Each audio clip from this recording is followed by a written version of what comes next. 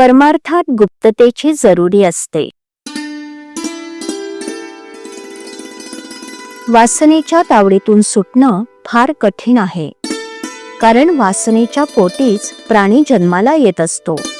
त्या वासनेला जिंकणं म्हणजे आपण मरून जाण्या इतकं कठीण आहे.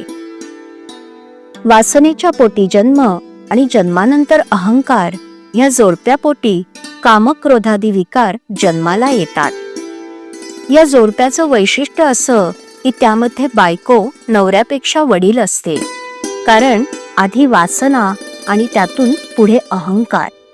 भगवंताजवळ वास ठेवला तरच वासना नष्ट होते. प्रपंच मुळात चांगलाही नाही आणि वाईटही नाही.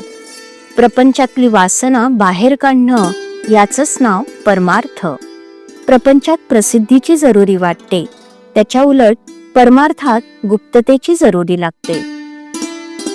समजा एखाद्या बाईने दागिने हवेत म्हणून नवऱ्याजवळ हट्ट धरला आणि नवऱ्याने तिला हवे असलेले सर्व दागिने देण्याचं कबूल केलं, पण अट अशी घातली की जेव्हा दागिने अंगावर घालायचे असतील त्यावेळी ते घालून खोलीची दारे खिडक्या बंद करून आत बसलं पाहिजे.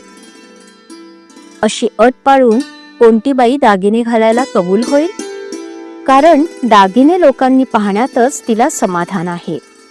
ही झाली प्रपंचातली रीत. परमार्थात याच्या उलट गुप्ततेची गरज आहे. आपली साधना कोणाच्याही नजरेत न येईल अशी खबरदारी घ्यावी, कारण परमार्थाला दृष्ट फार लवकर लागते. ती केवळ इतर लोकांचीच लागते असं नसून आपली स्वतःची सुद्धा लागण्याचा फार संभव असतो. म्हणून परमार्थात गुप्तता असावी आणि आपल्या हातून जे साधन होत आहे ते सद्गुरू किंवा परमात्मा यांच्या कृपेनेच माझ्याकडून करवून घेतलं जात आहे ही जाणीव ठेवावी. आजारी माणसाने नुसते पडून राहावं, पण औषध मात्र नियमाने घ्यावं. बाकीच्या गोष्टी इतर लोक करतात, औषध मात्र आपण स्वतःच घेतलं पाहिजे. एखादा मोठा राजा जरी झाला तरी कडू औषध दासीला देऊन काही त्याचा रोग बरा होत नाही.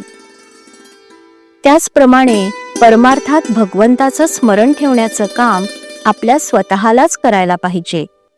उगीच कुणाच्या नादी लागू नये. परमार्थ म्हणजे काय करायला पाहिजे हे नीट समजावून घ्या आणि मग त्या मार्गाने जा. कोणाला फसू नका, कारण स्वतः फसणं हे जगाला फसविण्या इतकंच पाप आहे.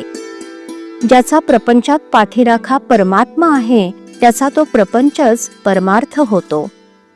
उलट ज्याचा पाठीराखा अभिमान आहे त्याचा परमार्थ देखील प्रपंचच म्हटला पाहिजे. श्रीराम.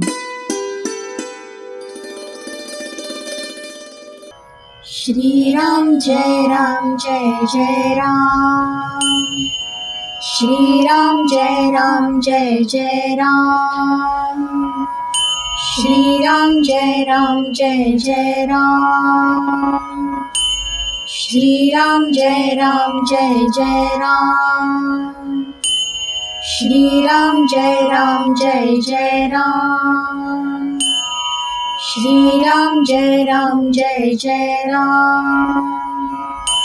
श्रीराम जय राम जय जय राम. श्रीराम जय राम जय जय राम. श्रीराम जय राम जय जय राम.